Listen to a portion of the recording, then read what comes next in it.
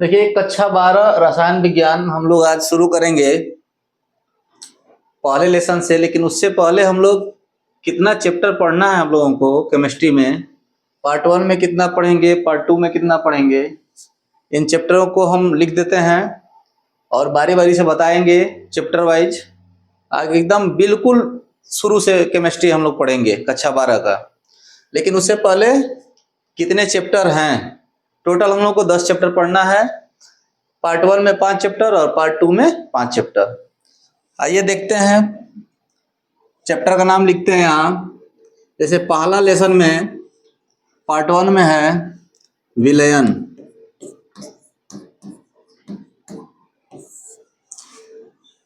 और दूसरा लेसन में है विद्युत रसायन,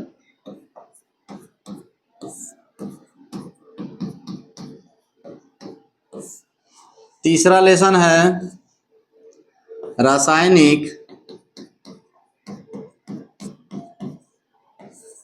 बलगतिकी,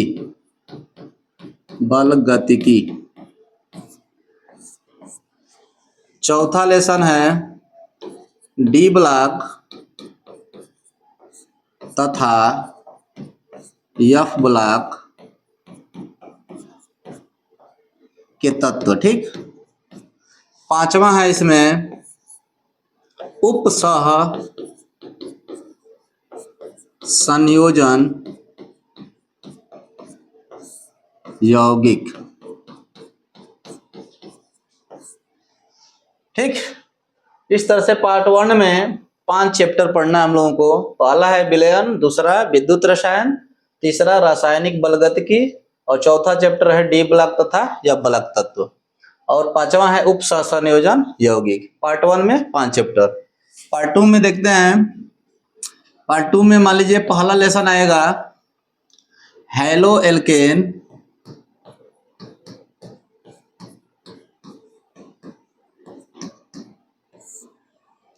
तथा हैलो एरीन।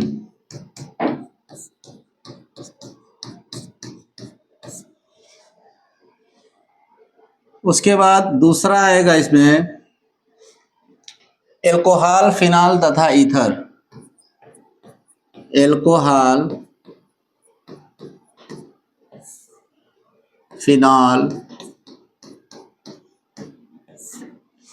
तथा ईथर।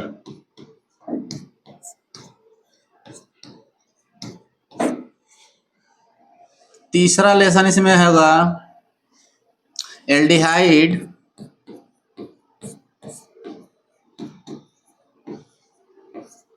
कीटोन तथा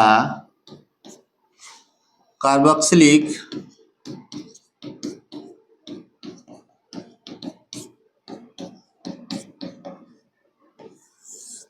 अम्ल। चौथा है एमीन, और इसका पांचवा लेसन है जैव अणु। इस तरह से हम लोग टोटल 10 चैप्टर पढ़ेंगे क्रमशः। पहले हम लोग विलयन से स्टार्ट करेंगे। पहला लेसन है एकदम क्रमशः, चैप्टर का नाम लिखे हैं 1 से लेके 5 तक पार्ट 1 में, और ये 1 से लेके 5 तक पार्ट 2 में। अगर एक साथ देखें तो ये 5वां लेसन के बाद 6वां, 7वां, 8वां, 9वां, 10वां चैप्टर दिया होगा। ठीक, अब आगे हम लोग देखेंगे विलयन के बारे में पढ़ेंगे। जैसे में अगर विलयन के बारे में हम लोग पढ़ेंगे, विलयन को इंग्लिश में बोलते हैं सॉल्यूशन। विलयन को इंग्लिश में सॉल्यूशन। ठीक, विलयन किसे कहते हैं तो हम लोग इसको 2 तरह से डिफाइन करेंगे। पहला है शॉर्ट में कि विलेय और विलायक को आपस में मिला देंगे तो हम लोग का विलयन बन जाएगा। ये ऐसे आप बता सकते हैं, लेकिन लिखित भाषा में अगर लिखा जाए इसको तो बता सकते हैं कि 2 या 2 से अधिक पदार्थों के समांगी मिश्रण को विलयन कहते हैं। ये समांगी मिश्रण शब्द आ गया तो ये विलयन एक प्रकार का समांगी मिश्रण भी है। समांगी मिश्रण। ठीक, ये समांगी मिश्रण हम लोग कक्षा 9 में भी पढ़े हैं कि ये आपका समांगी मिश्रण होता क्या है। समांगी मिश्रण का मतलब कि दो या दो से अधिक पदार्थों को जब मिलाएं तो उनके जो कण हैं मिलने के बाद उनके कण दिखाई नहीं देते हैं, तो ऐसा मिश्रण हो जाता है समांगी मिश्रण। ठीक, तो इसका परिभाषा होगा विलयन का कि दो या दो से अधिक पदार्थों के, पदार्थ कहिए या घटक कहिए या अवयव कहिए, ठीक, दो या दो से अधिक पदार्थों के समांगी मिश्रण को विलयन कहते हैं। इसको लिख लेते हैं कि दो या, इसका कलर चेंज करते हैं थोड़ा,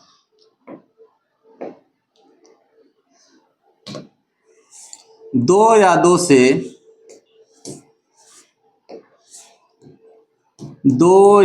से अधिक पदार्थों के समांगी मिश्रण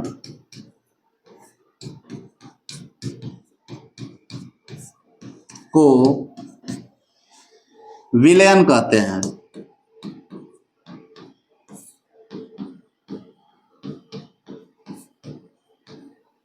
ठीक, अब आगे बात कि दो या दो से अधिक पदार्थ, एग्जाम्पल में हम लोग लिखेंगे, उदाहरण में जैसे मान लीजिए कि मैं ले रहा हूं पानी प्लस चीनी,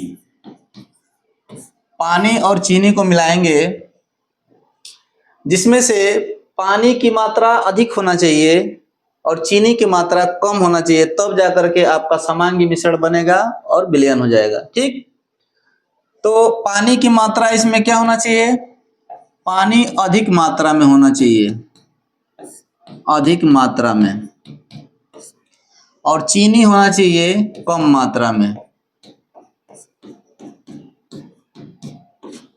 ठीक, पानी अधिक मात्रा में, चीनी कम मात्रा में, तो ये दो पदार्थ हैं, दो या दो से अधिक ही पदार्थ हो सकते हैं, चीनी के साथ और पानी के साथ नमक भी मिला सकते हैं। ठीक, इस तरह से हम लोग का क्या बनेगा, विलयन। अब रह गई बात कि विलयन में होता क्या है, विलेय और विलायक। अगर विलयन में जिस पदार्थ की मात्रा अधिक होती है तो वो होता है विलायक, और विलयन में जिस पदार्थ की मात्रा कम होती है वो होता है विलेय। तो इस तरह से अधिक मात्रा वाला पदार्थ कहलाता है विलायक, और कम मात्रा वाला पदार्थ कहलाता है विलेय। विलायक को इंग्लिश में बोलते हैं सॉल्वेंट, विलायक को इंग्लिश में हम लोग बोलते हैं सॉल्वेंट, SOLVENT, और विलेय को इंग्लिश में बोलते हैं सॉल्यूट, SOLUTE। ठीक, अगर इसको डिफाइन करें कि विलायक किसे कहते हैं, विलेय किसे कहते हैं, तो इसको अगर ऐसे बताना होगा शॉर्ट में, तो कहेंगे कि ऐसा पदार्थ जो घुल जाता है वो विलेय होता है, और ऐसा पदार्थ जो किसी अन्य पदार्थ को क्या करता है, घोल देता है, तो होता है विलायक। लेकिन लिखेंगे कैसे इसका परिभाषा, विलयन में जिस पदार्थ की मात्रा अधिक होती है उसे विलायक कहते हैं, और विलयन में जिस पदार्थ की मात्रा कम होती है उसे विलेय कहते हैं। ठीक, तो आइए हम लोग विलेय और विलायक का भी परिभाषा लिख लेते हैं कि विलेय किसे कहते हैं और विलायक किसे कहते हैं। पहले हेडिंग डालेंगे विलायक, यानी कि सॉल्वेंट।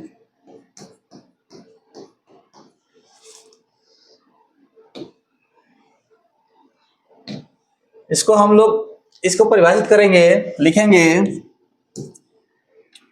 कि विलयन में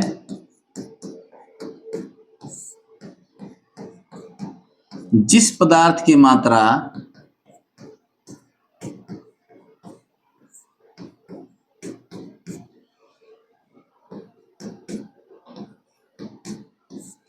अधिक होती है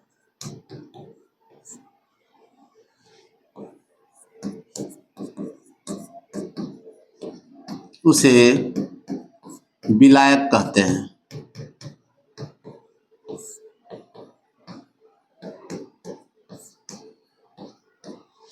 ठीक, उसी प्रकार हम लोग विलेय का परिभाषा लिखेंगे कि विलेय किसे कहते हैं। विलेय को जब डिफाइन करेंगे तो इसको लिखेंगे विलयन में जिस पदार्थ की मात्रा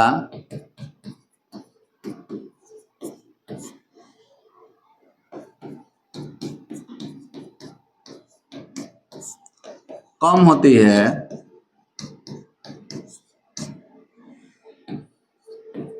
उसे विलेय कहते हैं।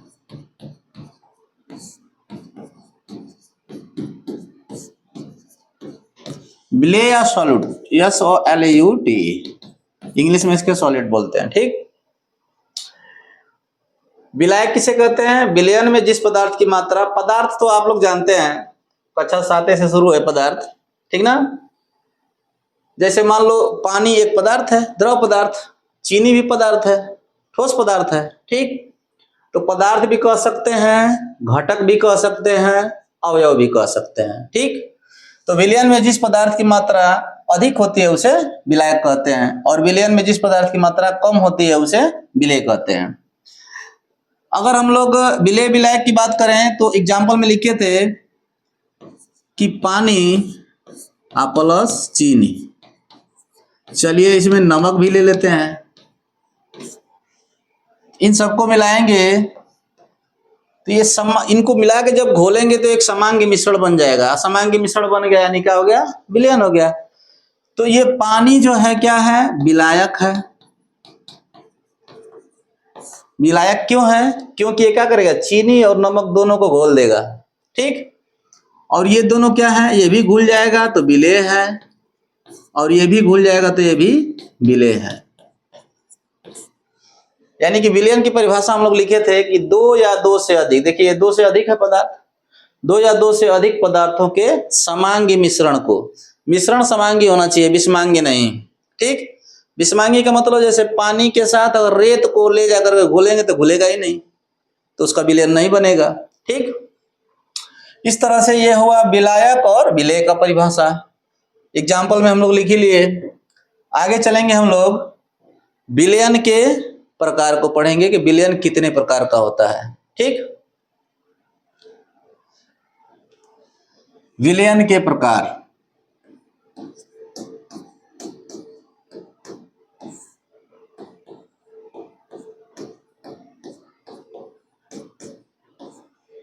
यानी कि टाइप्स ऑफ सॉल्यूशन। ठीक, विलयन को हम लोग डायरेक्ट नहीं बता सकते हैं कितने प्रकार का होता है, अवयवों के आधार पे, अवयवों की मात्रा के आधार पे अलग होता है इसका प्रकार, और विलायक के भौतिक अवस्था के आधार पे अलग होता है। ठीक, फिर अवयवों की भौतिक अवस्था के आधार पे अलग होता है। तो पहले हम लोग पढ़ेंगे अवयवों के मात्रा के आधार पर। पहले हम लोग पढ़ेंगे यहाँ अवयवों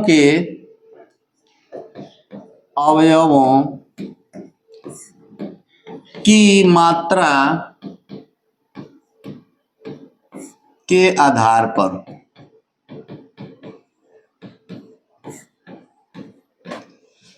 यानी कि इंग्लिश में इसको बोलेंगे ऑन द बेसिक ऑफ, मात्रा को हम लोग क्वांटिटी भी लिख सकते हैं, अमाउंट भी लिख सकते हैं। Amount of component. ठीक, अवयवों की मात्रा के आधार पर विलयन 5 प्रकार का होता है। पहला होता है तनु विलयन, दूसरा सांद्र विलयन, और तीसरा होता है संतृप्त विलयन, और चौथा होता है असंतृप्त विलयन, पांचवा अति संतृप्त विलयन। ठीक, तो फिलहाल हम लोग दो को देखेंगे, तनु विलयन और सांद्र विलयन को। पहला है इसका, लिख लेंगे कि इसके आधार पर, यानी कि अवयवों की मात्रा के आधार पर 5 प्रकार का होता है। 5 प्रकार। पहला है तनु विलयन,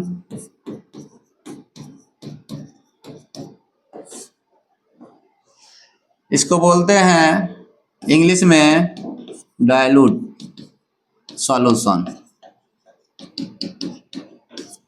ठीक। दूसरा है सांद्र विलयन,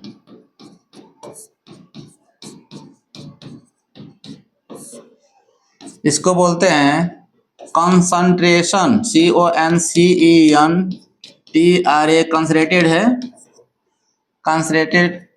कंसेंट्रेटेड सॉल्यूशन। ठीक। तीसरा है, पहले हम लोग दो को डिफाइन करेंगे, फिलहाल 5 प्रकार लिख देते हैं। तीसरा है संतृप्त विलयन,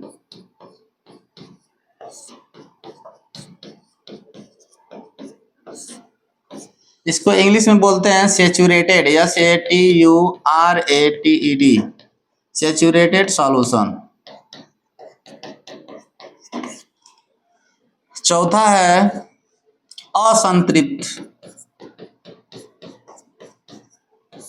विलयन, इसको इंग्लिश में बोलते हैं अनसैचुरेटेड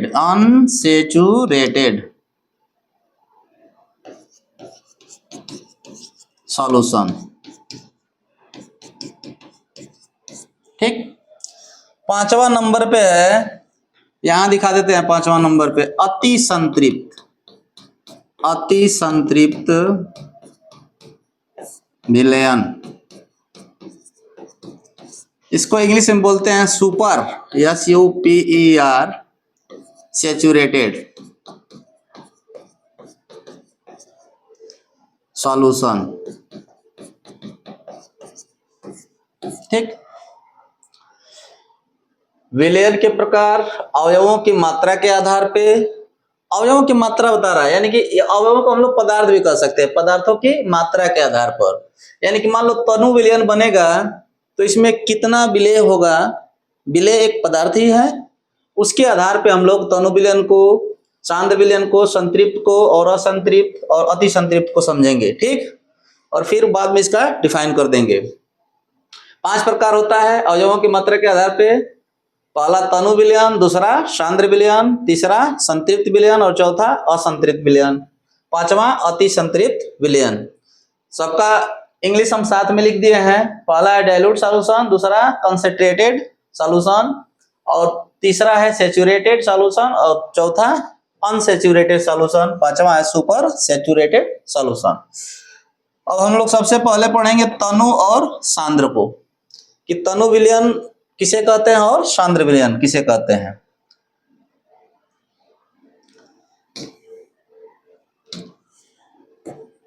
तनु विलयन किसे कहते हैं, तो सबसे पहले हेडिंग लगाएंगे तनु विलयन।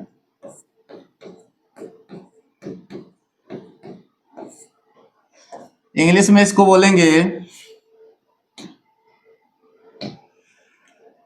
डाइल्यूट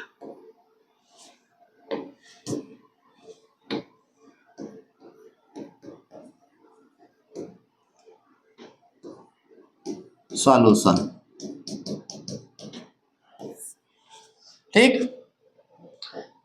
तनु विलयन में हम लोग जब परिभाषा इसका देंगे तो विलयन में अगर विलेय की मात्रा, जो भी विलयन बना रहे हैं उसमें विलेय की मात्रा अगर कम होता है तो वो तनु विलयन, तनु का मतलब होता है हल्का। ठीक। तनु मतलब हल्का। जैसे 1 लीटर पानी है और उसमें 1 चम्मच 2 चम्मच चीनी डाल दें या नमक डाल दें तो एक विलयन बनेगा, लेकिन उसको सिंगल देख के बता नहीं पाएंगे आप कि हल्का विलयन बन रहा है, तनु है, तनु मतलब हल्का, या हल्का विलयन बन रहा है या गाढ़ा। ठीक ना। तो हम लोग सबसे पहले ये देखेंगे, तनु विलयन की बात कर रहा है तो तनु विलयन में विलेय की मात्रा कम होती है। कैसे होती है इसका एग्जांपल है, समझेंगे। मान लीजिए कि एक हम पात्र में 1 लीटर पानी भर दिए, और इसमें हम चीनी की मात्रा 3 चम्मच डाल दिए, 3 चम्मच चीनी डाल दिए। ठीक, तो पूछेंगे कि क्या अगर 3 चम्मच चीनी इसमें 1 लीटर पानी में डालेंगे तो विलयन तो बनेगा, लेकिन पूछेंगे कैसा विलयन बनेगा, तनु की सांद्र। तो आप सिर्फ एक विलयन को देख के नहीं बता पाएंगे कि ये तनु है कि सांद्र है। कैसे, समझिए। जैसे एक लाइन ऐसे खींच के कहूंगा कि ये बड़ी है कि छोटी है, तो आप नहीं बता पाएंगे कि बड़ी है कि छोटी है। कब तक, जब तक इसके कंपटीशन में एक और लाइन ना खींची जाए। जैसे ही एक और लाइन खींचेंगे तो आप बता देंगे कि ये लाइन छोटी है, ये बड़ी है।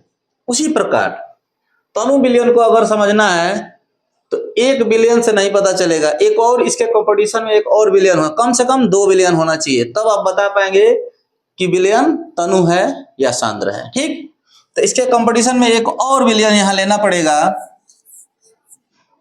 एक बात याद रखिएगा, तनु विलयन सांद्र विलयन को समझने के लिए कम से कम 2 विलयन का होना जरूरी है। तो एक विलयन हम यहाँ और ले लेते हैं, और सेम 1 लीटर पानी, देखिए पानी की मात्रा सेम होना चाहिए, यानी कि विलायक की मात्रा दोनों में सेम होना चाहिए। अगर 1 लीटर इसमें है तो इसमें भी 1 लीटर पानी होना चाहिए। इसमें 3 चम्मच चीनी डाले, मान लो इसमें हम डाल दिए 4 चम्मच चीनी। ठीक, अब हम लोग बता सकते हैं कि दोनों में से कौन तनु विलयन है। देखो ये चीनी क्या है, विलेय है, और ये पानी क्या है, ये पानी है, ये क्या है, विलायक। इसमें भी आपका चीनी विलेय है और ये क्या है, पानी विलायक। अब समझेंगे कि अगर हम 3 चम्मच चीनी डालेंगे इस पानी में, 1 लीटर ये भी है 1 लीटर ये भी है, इसमें 3 चम्मच पानी डालेंगे और इसमें 4 चम्मच पानी डालेंगे, तो कौन पतला बनेगा, माने कौन पतला विलयन बनेगा, कौन हल्का विलयन बनेगा, तनु यानी हल्का। ठीक, तो 3 चम्मच वाला साफ साफ समझ में आ रहा है कि इसमें कम चीनी डाल रहे हैं, इसमें ज्यादा डाल रहे हैं, तो इसके अपेक्षा यह गाढ़ा होगा, यानी तनु ये बनेगा पतला हल्का। तो हम लोग समझ गए कि विलेय की मात्रा हम लोग कम कर रहे हैं इसमें, और इसमें विलेय की मात्रा बढ़ा रहे हैं। क्योंकि चीनी विलेय है, इसकी मात्रा इसमें बढ़ा दिए और इसमें कम कर दिए, यानी कि कुल मिलाकर विलेय की मात्रा पर निर्भर कर रहा है तनु विलयन। ठीक, और विलायक देखिए दोनों में सेम है, तो हम लोग परिभाषा इसका देंगे कि ऐसा विलयन जिसमें विलेय की मात्रा क्या हो, कम हो, तो उस विलयन को कहेंगे तनु विलयन। ठीक ना, तो इस तरह से हम समझेंगे कि ये परिभाषा समझ में आ गया होगा तनु विलयन का, कि ऐसा विलयन जिसमें विलेय की मात्रा कम हो। ठीक ना, तो उसे तनु विलयन कहते हैं। अब हम लोग चलेंगे सांद्र विलयन पे। ठीक इसी का विपरीत, अभी यहां सांद्र विलयन बनाए थे, ठीक ना, दोनों में तुलना कराए थे कि ऐसा विलयन जिसमें विलेय की मात्रा अधिक हो वो सांद्र होता है। सांद्र मतलब गाढ़ा। इसका परिभाषा लिख लेते हैं कि ऐसा विलयन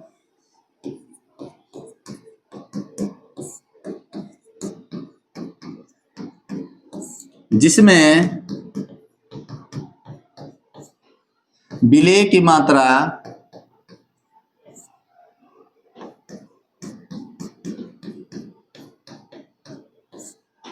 कम हो तो उसे तनु विलयन कहते हैं।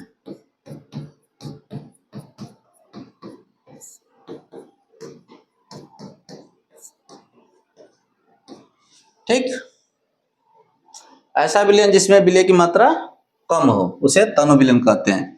अब आ जाते हैं सांद्र विलयन पे। सांद्र विलयन किसे कहते हैं?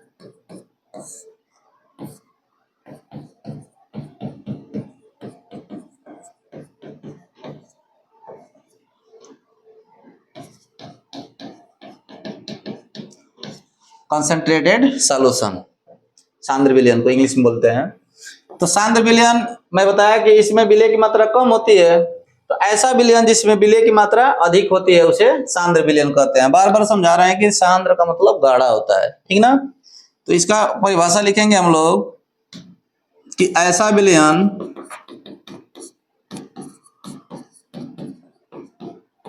जिसमें विलय की मात्रा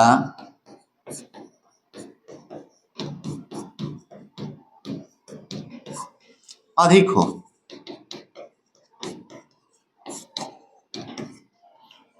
तो उसे सांद्र विलयन कहते हैं।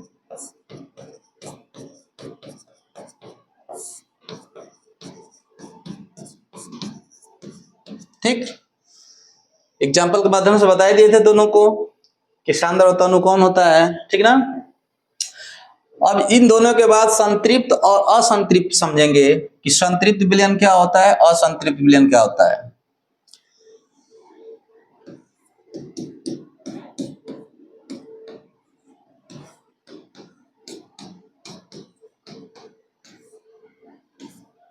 यानी कि सैचुरेटेड सॉल्यूशन। संतृप्त विलयन, संतृप्त का मतलब कि पूर्ण हो जाना, पूरा हो जाना। मतलब जैसे मान लो हम लोग खाना खाते हैं, पेट भर जाता है, और कोई कहता है एक रोटी ले लीजिए, तो हम लोग कहते हैं और इससे अधिक नहीं हम लोग खा सकते, ठीक ना। उसी तरह से ऐसा विलयन जिसमें विलय की मात्रा अधिकतम हो जाए, अधिकतम का मतलब उससे और अधिक न घोला जा सके विलय को, ठीक ना, विलायक के साथ। कैसे, देखिए जैसे मान लीजिए कि एक पात्र में हम पानी ले लिया, जल को एक पात्र में ले लिया और इसमें नमक या चीनी घोलने लगा। जैसे मान लो NaCl इसमें यानी कि नमक को घोल रहा हूं। पहले 1 चम्मच डाला, घुल गया 1 लीटर पानी में, फिर दूसरा चम्मच डाला, ये भी घुल गया, तीसरा चम्मच डाला, ये भी घुल गया। यानी अंत में डालते गए, मान लो 10वां चम्मच तक हम लोग डालते गए, 10वां चम्मच घुल गया। जैसे ही 11वां चम्मच डाल रहे हैं तो यहाँ जमना चालू हो जाएगा, अब ये और अधिक नहीं घुलेगा। यानी कि अंतिम 10वां चम्मच तक ये घुल जाएगा पूर्ण रूप से, लेकिन जैसे ही 11वां चम्मच डालेंगे तो ये यहाँ पे किनारे पे जमना चालू हो जाएगा। यानी कि और अधिक नहीं घोल सकते हैं, किसको, विलय को, मतलब नमक को, ठीक। तो यानी कि अधिकतम 10वां चम्मच पे घुल रहा है, 11वां पे जमना चालू हो जा रहा है नीचे, तो यानी कि अधिकतम हो गया इसका सीमा, यानी कि पूर्ण रूप से ये संतृप्त हो गया, संतृप्त हो गया। उसके आगे और हम लोग इसका घोल नहीं कर सकते, और अधिक नहीं घोला जा सकता नमक, अतः ऐसा विलयन संतृप्त विलयन होगा। तो इसका परिभाषा कैसे देंगे कि ऐसा विलयन जिसमें जिसमें विलय की मात्रा अधिकतम हो। अधिकतम का मतलब, अधिकतम का मतलब समझिए और अधिक न हो। अधिक से, अधिकतम तो हो गया, पूर्ण हो गया, अब इससे और अधिक न हो, ठीक। अधिकतम यानी कि पूर्ण रूप से यह कंप्लीट हो गया, इसके आगे और नहीं घोला जा सकता विलय को। तो हम लोग परिभाषा देंगे जब इसका, तो लिखेंगे कि ऐसा विलयन जिसमें विलय की मात्रा, ऐसा विलयन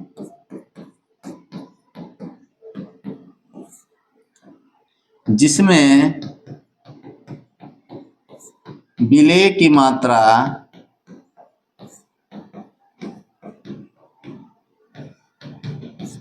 अधिकतम हो।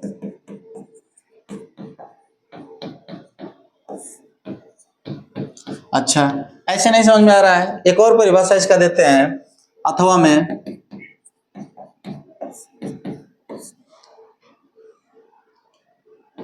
विलायक में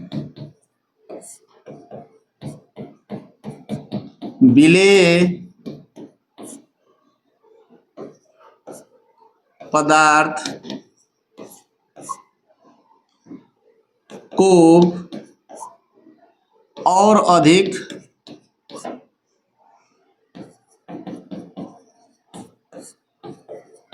घोला न जा सके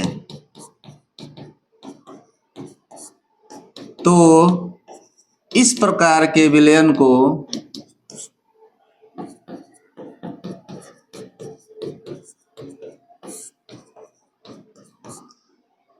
बोलते हैं हम लोग संतृप्त विलयन।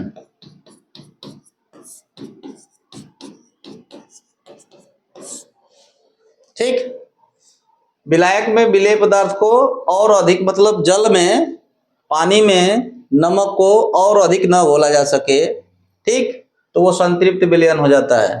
ठीक, उसके बाद आता है असंतृप्त विलयन। असंतृप्त विलयन को देखते हैं।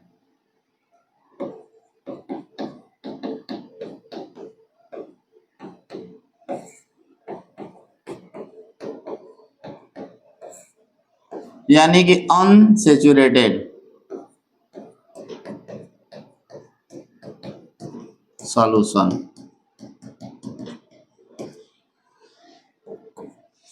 इसका बहुत सिंपल परिभाषा है, हम लोग सीधा सीधा बोलेंगे कि ऐसा विलयन जिसमें विलेय पदार्थ की मात्रा अधिकतम से कुछ कम हो। कैसे? जैसे मान लो अभी अभी हम लोग नमक को पानी में ऐसे मान लो 10वां चम्मच तक संतृप्त हो जा रहा था, जैसे ही कुछ कम करेंगे 9वां चम्मच पे, संतृप्त नहीं होना चाहिए, संतृप्त से कुछ कम होना चाहिए विलेय की मात्रा। ठीक, अधिकतम से कुछ कम होना चाहिए, यानी अधिकतम 10वां चम्मच पे हो रहा है, यानी कि 9वां चम्मच तक यह क्या होगा? असंतृप्त विलयन होगा। ठीक ना? तो यहाँ परिभाषा जब लिखेंगे तो लिखेंगे कि ऐसा विलयन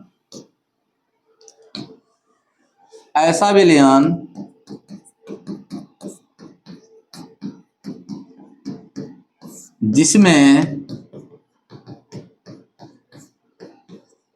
विलेय पदार्थ की मात्रा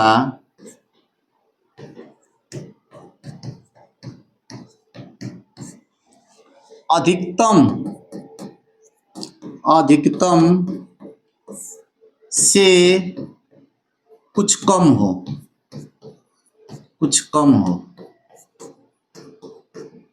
तो उसे असंतृप्त विलयन कहते हैं।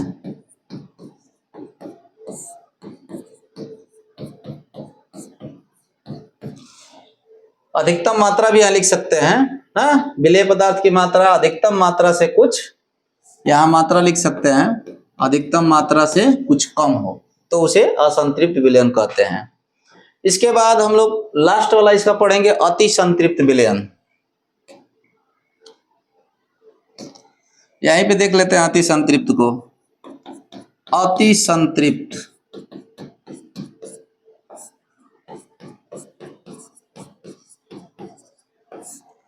यानी कि इसको बोलते हैं हम लोग सुपर सैचुरेटेड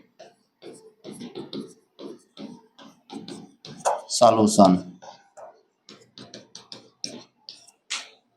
अति संतृप्त विलयन सबसे कुछ हट के है, ये स्थिर ताप पे होता है, यानी कि विलयन का तापमान बढ़ा देते हैं तो जैसे ही अधिकतम विलेय होता है, जो जमना चालू हो जाता है ऐसे, तो जब इसका ताप बढ़ाएंगे इस विलयन का तो ये भी घुल जाएगा, यानी संतृप्त से भी क्या होगा? अधिकतम से भी अधिक होगा विलेय का मात्रक। किसमें? अति संतृप्त में। क्यों? क्योंकि यह स्थिर ताप पे होता है विलयन। ठीक ना? स्थिर ताप पे। तो यहां हम लोग इसका परिभाषा लिख सकते हैं। सबसे पहला वर्ड लिखेंगे स्थिर ताप। स्थिर ताप पर ऐसा विलयन जिसमें विलेय की मात्रा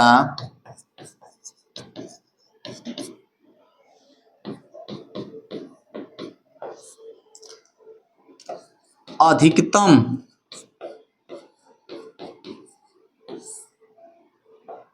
मात्रा से ज्यादा हो या अधिक हो तो क्या कहलाता है? संतृप्त विलयन कहलाता है। सॉरी, संतृप्त नहीं, अति संतृप्त, अति संतृप्त विलयन कहलाता है।